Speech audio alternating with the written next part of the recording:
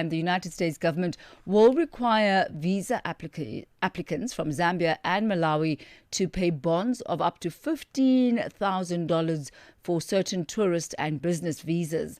This is according to the State Department. Under this new pilot program, any citizen from these countries who qualifies for a B1, B2 visa will be required to post a bond of $5,000, $10,000 or $15,000, with the exact amount decided during the visa interview process. To break this down further for us, we're joined by Chief Economist at Antswisa Capital, Miyelani Mkhabela. A very good afternoon to you. Welcome to Africa in Business. Are you with us, Miyelani? SABC Africa. Lovely to have you with us. So how do you anticipate the introduction of these high-value visa bonds for citizens of Zambia as well as Malawi? How do you think this will affect tourism as well as business travel between these countries and the United States? Okay, thanks. I think visas have been there. They are not new. So in a continent to continent, I think it is practical that people could have visa. The same as South Africa could be paying a particular amount to be putting in their visa to European countries and North America. So like when you look at this, it is not really going to affect the United States in terms of tourism at all, because what is critical is they are trying to put regulations and measures that could make whether people are traveling for business or for tourism or for their personal reasons, when they're traveling to the United States, and you find that the United States now is having a lot of people that are coming from like countries. So that influx is the one that they are trying to manage, so that anyone who comes to United States will have, let's say you come from Zambia. In terms of Zambian kwacha, you are expected to pay around 370,000 Zambian kwacha. And then if you are coming from Malawi, you will be paying around 26 million Malawian kwacha. That amount, if I translate it in terms of South African rands, it is around 270,000 rands. So it is the amount that they are supposed to put, and that could be the surety that when they leave their country, they go to United States at a particular time that is required in terms of their visa, they will be expected to leave. If they don't leave, they lose that amount. But if they leave, that amount gets to be returned to them. So and it is not really something so. that it's that complicated. It is just an issue of a country that needs things to be done properly. I think, you know... Let me come in here for a moment, Miyelani. Let me come in here for a moment. It makes sense if you're looking at it from the United States, because they want to ensure that if you come in there for business or for leisure, that you do indeed leave the country and go back home.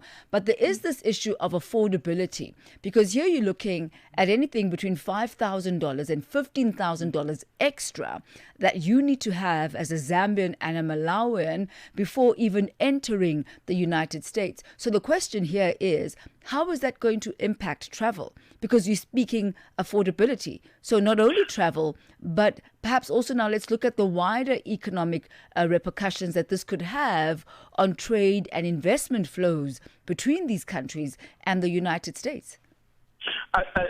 In terms of trade and investment, it's not going to impact in anything. I can really assure you around that. It's not going to really have any measure. If a continent which is like very far, like traveling to America, you are supposed to have visa. Visas have been there, and even South Africa are paying visa to other countries as well. It's not new. The issue is if it is stipulated in that way, they might have a caution that there are a lot of people that might be coming from the same countries. You understand? And they have to put measures in that way so that they are reducing the number that they have, and the people mustn't really come. So I have looked at the context of the story. It has nothing to deal with reducing foreign direct investment to countries. So for people from Malawi moving from Malawi to United States, they are going there for their personal reasons and business, but it can be United States investing in those countries. So if United States want to invest, they will invest. And if the government want to go to United States to raise capital, they will go and raise capital. But they are not going to have or expect people that could be flooding to a country without really knowing what they are doing in that country. Here, it is not issue of they are not allowing them to go there. They are trying to mitigate that people mustn't overstay in the United States. If they overstay, they lose the bond. If they come back in time, they recoup their money. It's part of the expenses that they have to pay. I don't think it is really a problem. Problems could be tariffs related, which we can indicate it to be strategic, impacting the country and the consumers in both countries. But for visas, I don't think it is that of a huge measure. I don't think because the issue here, in my view, Miyelani, is not so much about the visas, as you rightfully state. The visas have been there, for the longest of times. The challenge now comes in having extra disposable income of up to the tune of 15,000 rand. And that needs to be then budgeted into your travels. And this might bode well for bigger companies.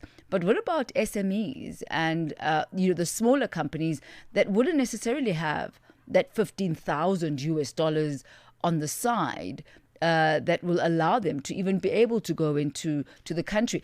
Yes, you say, obviously, this is not the intention of the United States to stifle, the economic flows. But could this be an unintended consequence of this bond? No, Thami, it's not really like that. If you don't afford to be going to the United States, you don't afford. I don't think it is really something that you could. It doesn't affect Malawi as well, and it doesn't affect people that want to go to from United States to Malawi or Zambia. It can only affect someone who wants to live from Zambia or Malawi to United States. And U.S. is not really struggling with tourism as well. So that part is not really an issue.